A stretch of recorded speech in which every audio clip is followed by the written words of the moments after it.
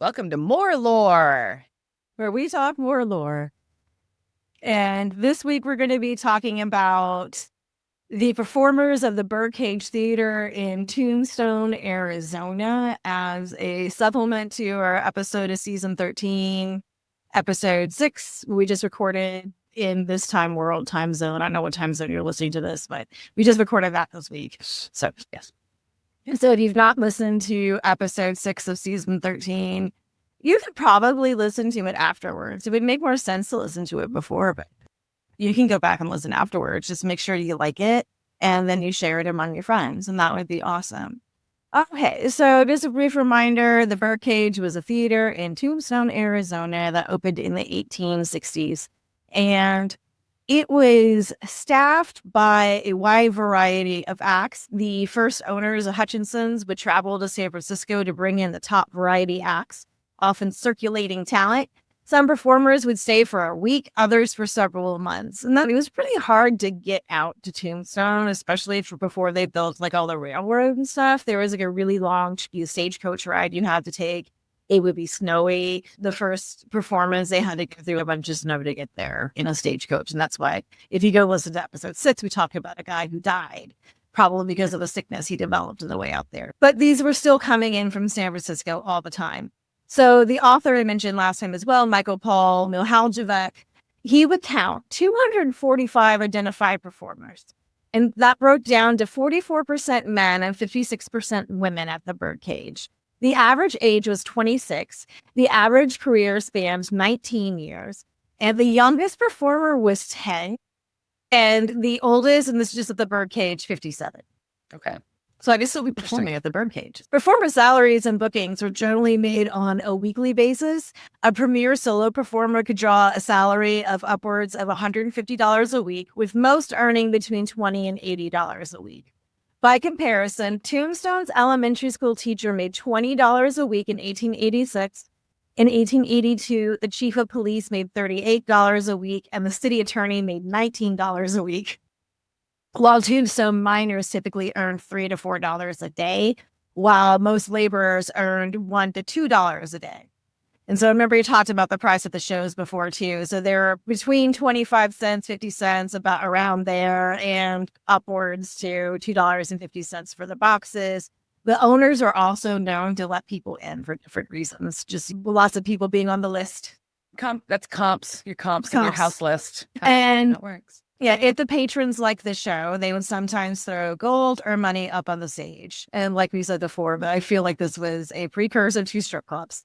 And so if you like the dollar bills, but probably not dollar bills, because that was a lot of money back then, but they would throw literal gold. Coins at people? Yeah, those here's your, it seems dangerous, right? They're like, can you gently place this on the stage, please? Can you please not throw gold up here? Thanks. Hand me all the gold you want, but throw it away. I mean, I guess if you throw it at me, I'll take it. It's just, you try not to hit me. So the acts, and there were the Happy Hottentots who entertained with grotesque dancing, leg mania, and contortion feats.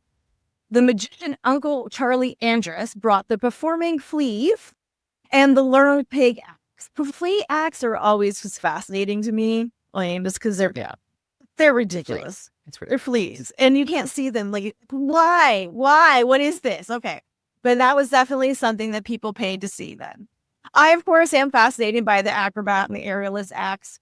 One talked about act was Lizette, the Flying Nymph, who went from one side of the theater to the other while suspended on a rope. One author called it an erotic trapeze act. She either left to become a madam of a bordello, or the less fortunate story, she died of an opium overdose. Mademoiselle de Granville, Alma Hayes, was billed as Lady Hercules and the woman with the iron jaw. She would pick up ridiculous things with her teeth and sometimes perform an aerial act suspended by biting things. She also did a contortion act with a chair in her mouth. She would use her teeth to lift a hogshead. I have no idea how much a hogshead is, but she would lift a hogshead of water with a 12-year-old boy sitting on it and herself 40 feet up in the air.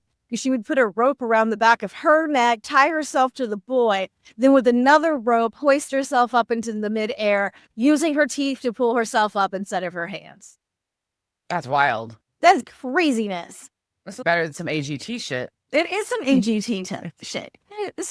The most infamous aerialist act that might have been performed there was the Human Fly, and I have had that song stuck in my head ever since I started researching this.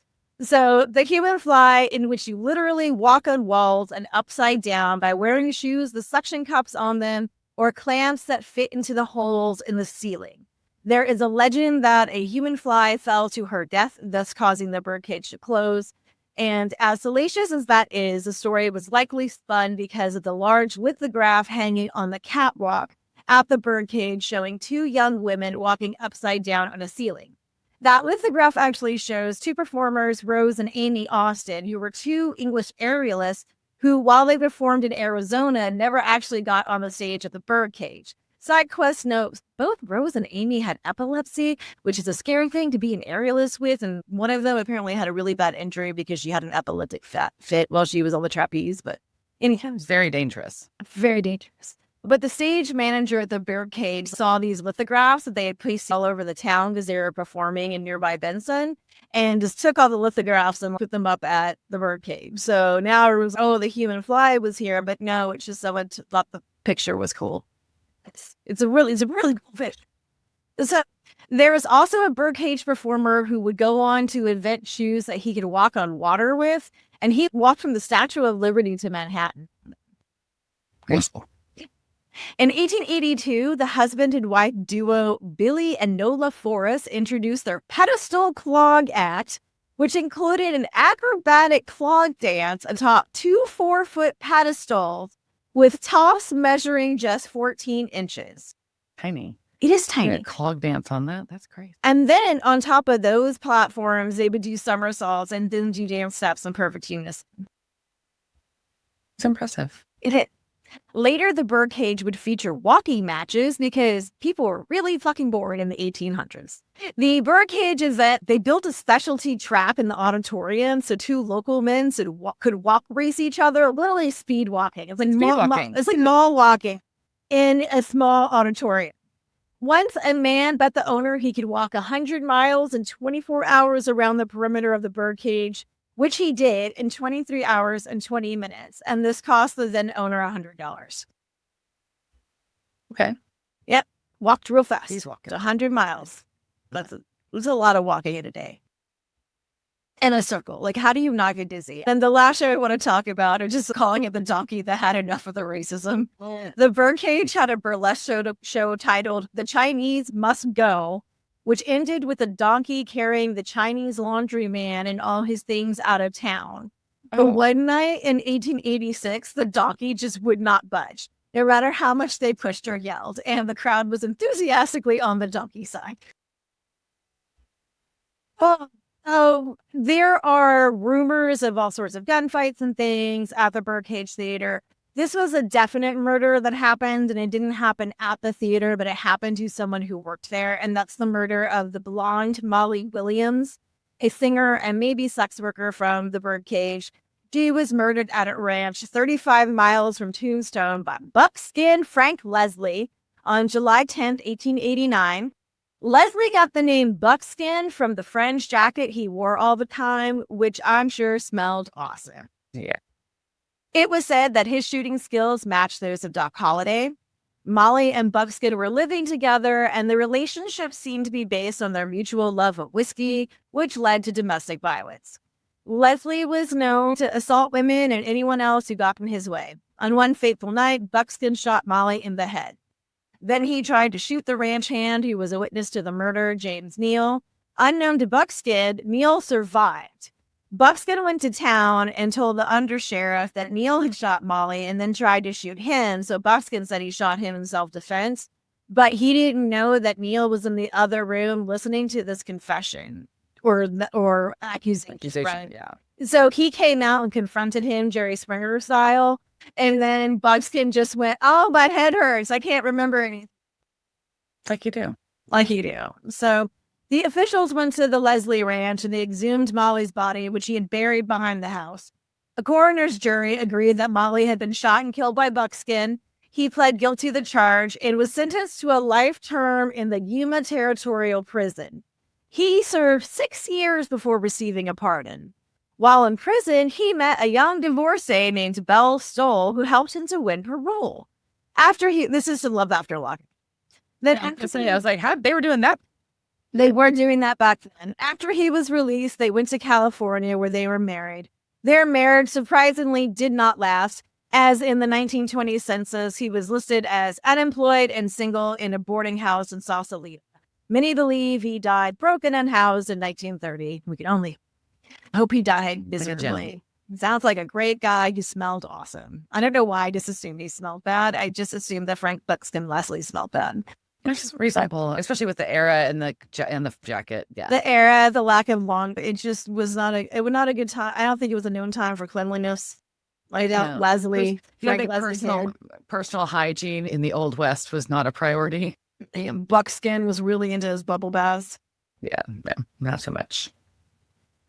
So that's some additional stuff about the Birdcage Theatre, and just just some interesting facts that I thought I would share. And I always like hearing about the entertainers of the time. And so if you go back and listen to now, it would make sense if you listen to the first episode. Yeah, it does. So in the first episode, we talked a lot about how within the legends of the Birdcage Theatre / Opera House is that it was a house of ill repute, and that the women who were working were also entertaining the minors and other patrons with their bodily wares. But in reality, they were just selling dances and booze in sort of cocktail club fashion. And like a variety show house, basically. Variety show house where your job as a woman was to hustle the men into drinking more and to buying dances from you. And we go into in that episode about why prostitution was for the most part not legal in that area. I still also posit that it was the Old West and people were still probably paying to have sex with people. Hey, that just seems like common sense. Yeah. But I think they were restrained about it and weren't just... It wasn't the advertised purpose. It wasn't the advertised purpose of the business. And I think it was an ancillary, it was a seedy business. And anytime you have alcohol paying women for things, something going to happen.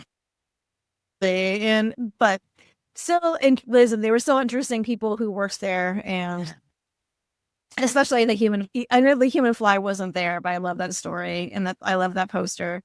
There's another story real quick. There is another painting that hangs there, and everyone says that it's of the dancer Little Egypt. And it's basically a painting that somebody bought from somebody else, and somebody bought, and there's like, oh yeah, Little Egypt performed here, and she thought it was really great, so they kept it up here, but she never did. No. So I just come here to ruin all your fun. But still cool performers there. They just have cool art of people that didn't perform there too. Yeah, they have really cool lithographs and I would like to have them. I'm like literally searching for replicas of them because I think they would be real. I have a big space that they would be really neat in.